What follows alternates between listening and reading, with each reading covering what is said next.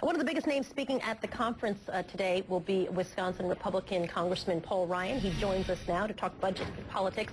Nice to see you, sir. We appreciate your time this morning. In your talk, you're expected to call for bold ideas and a principle plan. I've seen some of the sort of early drafts of it. What specifically you're going to call for as you speak to the thousands of people here at CPAC? Hey, well, good morning, first of all, Soledad. I just think we need to go bold in that if we don't agree with the direction that the president is taking the country, which we clearly don't, it's not just to oppose. It's not enough. We need to propose alternatives, a different path for the country based upon our voting principles. And that way, the country gets a legitimate choice of two futures. So what I'm trying to say is all of us need to give the country a choice of two futures, because we shouldn't just run against President Obama. We should offer the country a choice, because we really believe at this precarious moment in our country's history, where we're really on the verge of a debt crisis, we need to show how we can fix these problems.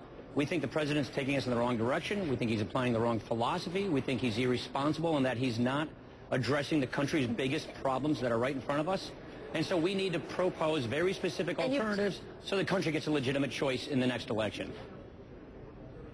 And you specifically talked about the president's path to decline is how you put it. But, you know, there's a column by Bob Kagan. I'm sure you've seen this because a lot of people have been talking about it.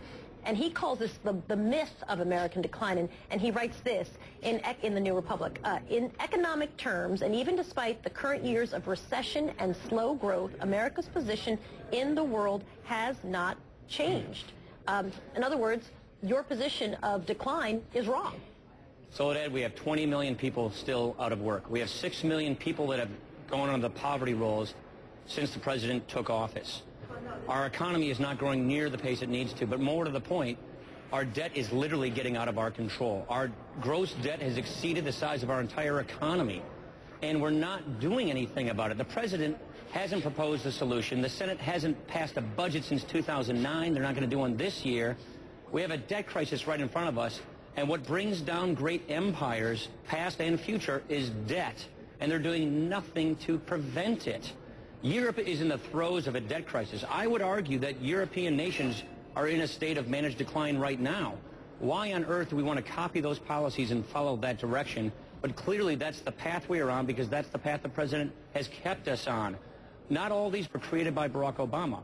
But he's doing not only is he not doing anything to fix them, I would argue he's making them worse.